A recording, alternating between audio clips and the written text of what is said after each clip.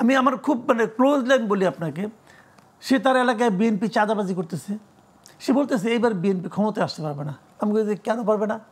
ওই কি দেখুন আমাদের এখানে বিএনপি কীরকম চাঁদাবাজি করতেছে, পোলাপান এই যে ছাত্র দল যুব দল করতেছে, বিএনপি এর লোককে ভোট দিবে না। আমি তুমি কী করবা? আমি বিএনপিকে ভোট দেবো না। আমি ভেরি গুড, তাহলে কাকে দিবা? আর কথা বলতে পারে না, কারণ কাকে দেবে সে আর বলতে পারে না।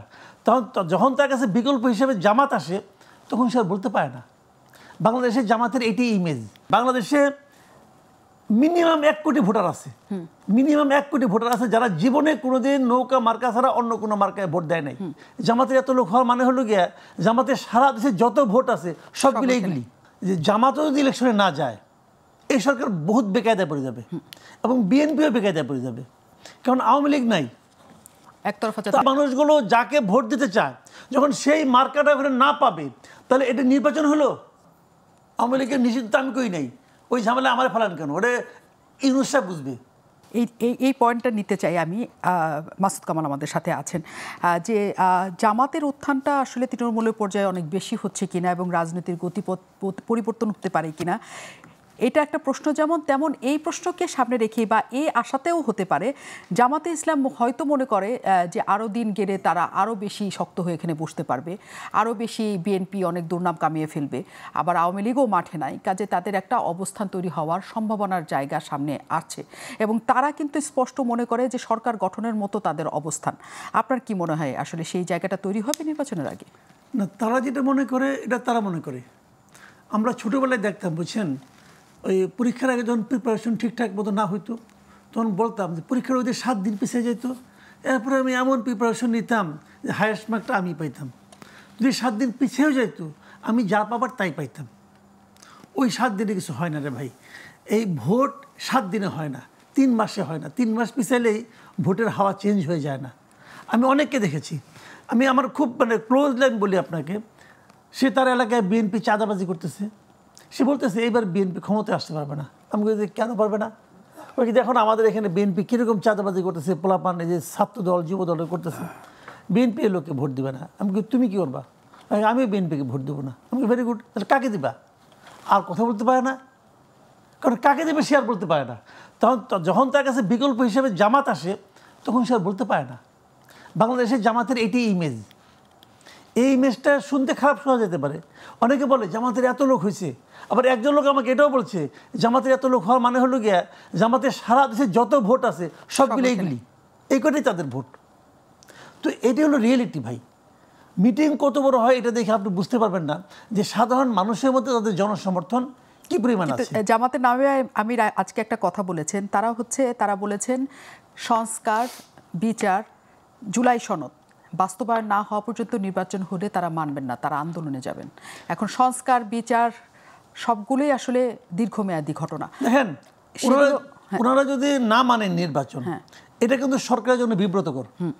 বিব্রতকর এই কারণে যে জামাতও যদি ইলেকশনে না যায় এই সরকার বহুত বেকায়দায় পড়ে যাবে এবং বিএনপিও বেকায়দায় পড়ে যাবে, কারণ আওয়ামী লীগ নাই। আওয়ামী লীগ নাই, জামাতও নাই, তাহলে বিএনপি ইলেকশন করবে কার সঙ্গে? এনসিপির সঙ্গে?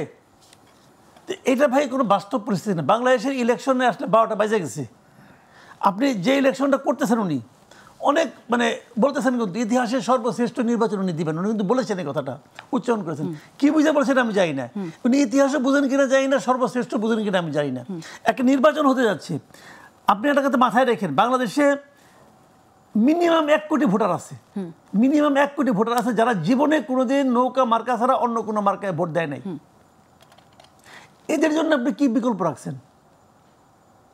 আপনি এদের জন্য কি বিকল্প রাখলেন? একটা নির্বাচন যে আপনি করবেন, সেই নির্বাচন এর বিপুল নির্বাচনটা আপনি কার জন্য করবেন? পলিটিক্যাল পার্টির জন্য নাকি সাধারণ মানুষের জন্য? নির্বাচন যদি সাধারণ মানুষের জন্য হয়, আজকে এসি বলেছেন সাধারণ মানুষকে তারা সম্পৃক্ততা চান। যদি সাধারণ মানুষের জন্য নির্বাচন হয় তাহলে যে মানুষগুলো যাকে ভোট দিতে চায় যখন সেই মার্কাটা ওখানে না পাবে তাহলে এটা নির্বাচন হলো। এবং এই নির্বাচনটা বহুত বিপদে পড়বে এই গভর্নমেন্ট, এবং সবচেয়ে বড় বিপদে পড়বে যারা নির্বাচিত হয়ে আসবে তারা। সারা দুনিয়ার কাছে এই নির্বাচন কতটুকু গ্রহণযোগ্য হবে আমি জানি না, আমি বুঝতে পারি না। কারণ 2014 নির্বাচন করে আওয়ামী লীগ ক্ষমতায় আসছিল, ওই নির্বাচনটা খুব গ্রহণযোগ্য ছিল। ওই নির্বাচনের কথা যখন তারা নিজেরা উচ্চারণ করতো, খুব কি আনন্দের সঙ্গে উচ্চারণ করতো? তো এরকম একটা নির্বাচন আয়োজন করতে যাচ্ছেন ইউনূস সাহেব এবং ভাবতেছেন যে ইতিহাসের সর্বশ্রেষ্ঠ নির্বাচন উনি করে ফেলাবেন। কিন্তু কেন করবেন ভাই? কিন্তু এই যে প্রেক্ষিত এখন চলছে তাতে আওয়ামী লীগকে নির্বাচনের জন্য অনুমতি দেওয়াও কি আসলে অন্যরা মানবে? এটা তো আমি বলতে পারবো না। আওয়ামী লীগের নিষিদ্ধ আমি কই নাই, ওই ঝামেলা আমার ফেলান কেন? ওটা ইউনূস সাহেব বুঝবে, উনি কী কারণে করছেন, কী করছেন না করছেন উনি বুঝবে। এটা বিষয়টা কি হবে যে নির্বাচনে উনি যে কাজটা করতে যাচ্ছে, এই কাজটা করার পর সারা দুনিয়ার মানুষ কিন্তু উনি যা বলবে তা ওইটাই কিন্তু হবে না, ওটা কিন্তু ওটা হবে না। কিন্তু হিউম্যান রাইটস ওয়াচ কী বলছে যে আগে যা ছিল মানবাধিকার পরিস্থিতি এখন ওরকমই আছে। এটা উনি মানবে? যে ক্ষমতা থাকে সে মানে? আগে দেখতাম হাসান মাহমুদ বলতো না ওরা ভুল করছে, ওরা টাকা খাইয়া করছে, বিএনপি তাদের টাকা দিচ্ছে, জামাত তাদের টাকা দিচ্ছে বলছে। এখন কে টাকা দিছে? এখন আওয়ামী লীগ টাকা দিচ্ছে। তাহলে এই সমস্ত আন্তর্জাতিক সংগঠনগুলো কি বিরোধী দল থেকে মাল খায়? ভাই এইগুলো জানেন, শোনেন বিষয়টা হলো কি, ওই যে বলে না যে লাও সেই কদু, আসলে ওইটাই। মানে মুখে বলতেছে, কেউ কিছু বলার সাহস পাচ্ছে না, কেউ বলতে পারছে না। আপনি এমন একটা এনভায়রনমেন্ট আপনি ক্রিয়েট করছেন যে আওয়ামী লীগের লোক বলতে পারছে না যে আমি কোথায় ভোট দিব। Is it democracy?